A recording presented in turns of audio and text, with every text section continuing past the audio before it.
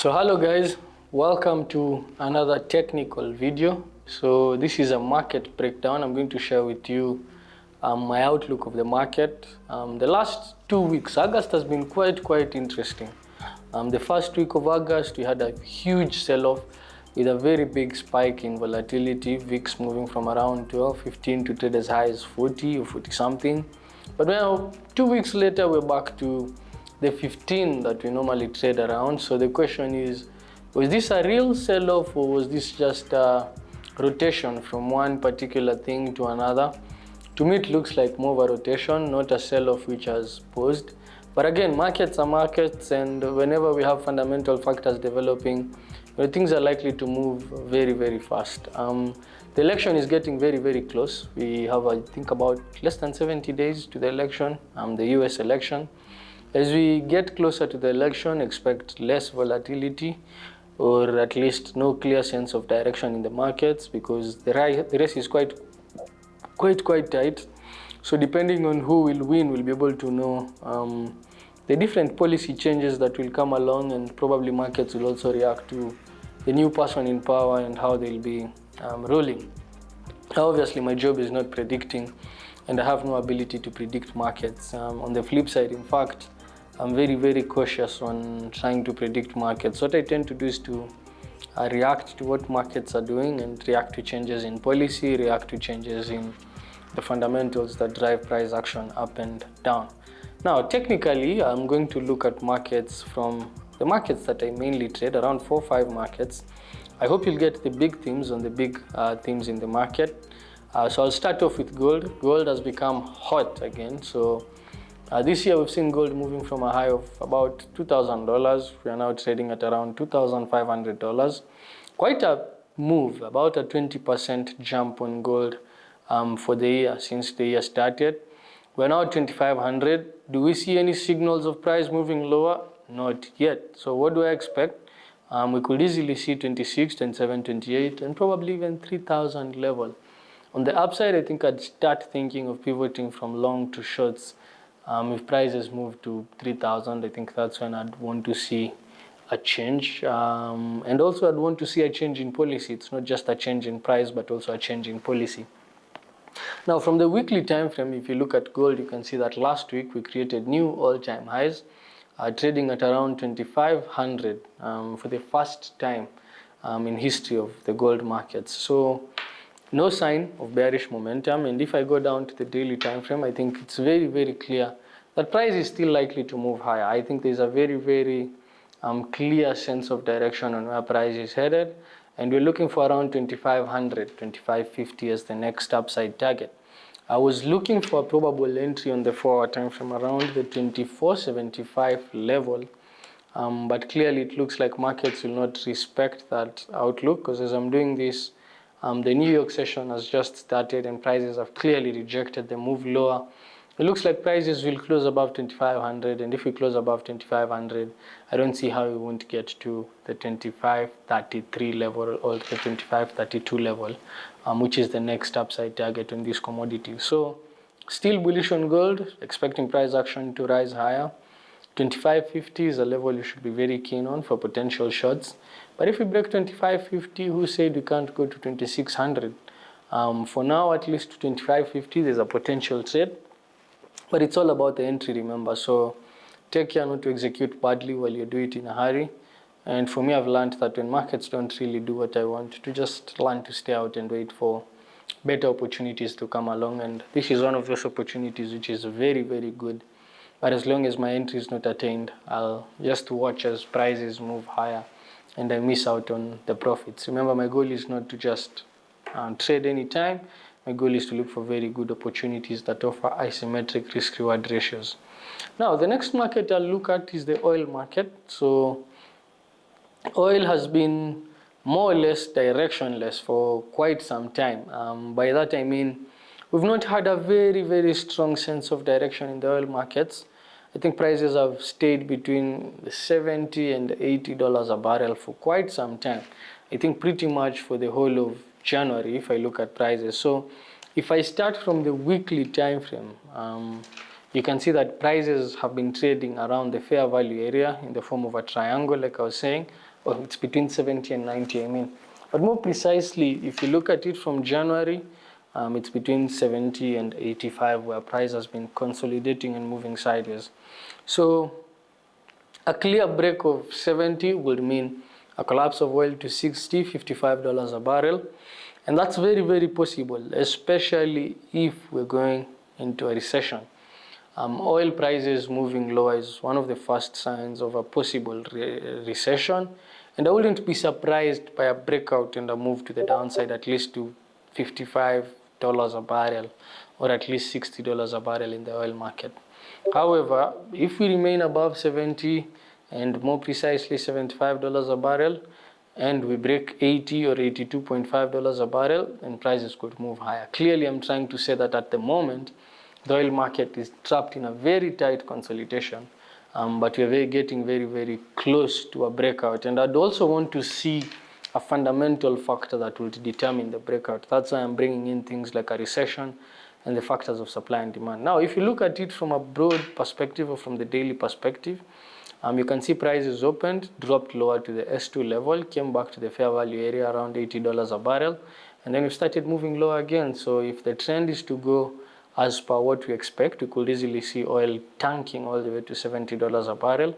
A close below 75 today or tomorrow would mean a warranted move to at least $70 a barrel, but obviously I'll be watching other levels of supply and demand as markets are changing up and down. Now, if I go to the 4-hour time frame, if you look at markets from the 4-hour time frame, you can see that prices have moved from $77.5 a barrel and have dropped down all the way to $75 a barrel. So you can see this huge gap and price action being forced to move lower to at least $75 a barrel. So with where price is $75 a barrel, the question is, will prices continue dropping lower to at least $72.5, $70 a barrel, or will we have a correction? Honestly, there isn't a very, very attractive proposition for me to trade this market at the moment. Other than watching, I don't have a clear sense of where price is going, and more specifically, the levels that I should be coming in and out of with markets. I like looking for setups which resemble collecting money. So it's more or less like a very, very good trade. Sometimes being extremely cautious will cost you opportunities because you'll find you're not taking as much risk. But in the long run, it's the most beautiful thing you can do. Now, the next pair that I'll look at is GBP USD. And GBP USD is ripe for a very, very strong move on the upside. So if you look at GBP USD from the weekly perspective, you can see that markets were moving higher. We had a slight correction to about the 1.275 quarter level. Now prices have started rallying higher. So I'm expecting a break of 1.3 and a rally to about 1.35. About a 500 pip move to the upside.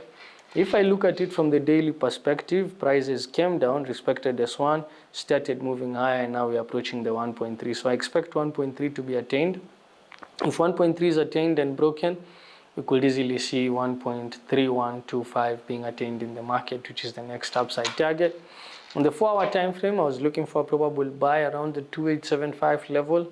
Clearly, markets never corrected to that. Instead, we had a clean open and a rally to the 1.3 level, which is a major level of demand. So if we break 1.3, we could easily see 3125.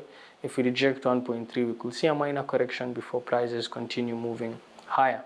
Now, next I'll look at Euro USD, also taking some very, very strong bullish momentum, as you can see. So if I look at Euro USD from the weekly perspective again, you can see markets have really rallied higher. So for the first time, we've closed above the fair value area and now around the 1.1 level. So we could be moving up or gearing up for a move to at least the 1.125 quarter level, which is the next upside target in line with R1. If I drop down to the daily time frame, you can see clearly that prices are approaching the R3 level. If prices break here, we could see 1.125. If prices reject here, we could see a minor correction before the trend continues to the upside.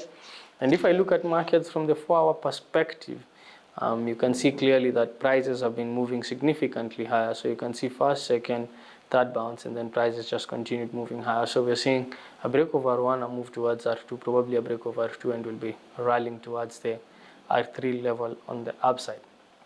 And then the next pair that I'll be looking at is Aussie dollar. So Aussie dollar had been quite quite slow in moving up, but it's really come up. So you can see rejection of 0.65 and a move higher.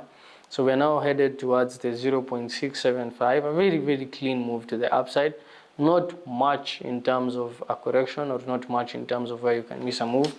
And I think markets are just likely to keep rallying higher, honestly, to at least 0.675 before we get any probable correction. Then the final move I'll look at is dollar yen. So dollar yen, after a change in policy in the yen, we've seen the yen reverse quite significantly, quite strongly, quite sharply. Move from around 160, which was the highest price on the yen, and now we're trading at around 145. We made as low as 142, 141.25. So prices are still trading quite low. I think due to the change in policy, I'm very keen to see if this is something that will result in a trend change, or if this is something that is just a minor change. However, in my view, markets don't just change because of a significant change in policy. They change when you notice that the trend in policy has also changed. And I think a period of lower rates in Japan is behind us. And the next couple of years, we're going to have a period of higher rates. So I expect the yen to be getting stronger against other currencies because of the significant changes in policy. Because if you look at what is happening in the US and other macro countries, we're going into a period of low rates, but in the yen, we're going into a period of high rates. So there's a fundamental aspect into that trade, but it's also about timing it technically and trying to understand, how a price is moving in line with that view. Now, if I look at markets from the daily time frame, okay, you can see that prices rejected the S2, rallied higher towards 150, came back lower, and now we're likely to see a move lower, probably to 155. I was looking for a correction to 155 in line with the fib retracement and a possible flag formation before we get the next leg of bearish momentum. On the 4-hour time frame, markets have come back down to at least the 145 level, and we're likely to see prices moving higher at least towards 147.5, 150 up there at 2. So that's what I have on the yen. You can see clearly I don't have very good trades. I don't have the A++ trades, I like calling them that. So the next pair that I'll look at is dollar yen. So if you look at dollar yen from the daily perspective, you can see also the yen sold off quite significantly to S3, has tried coming back. We're now rejecting the 190 level.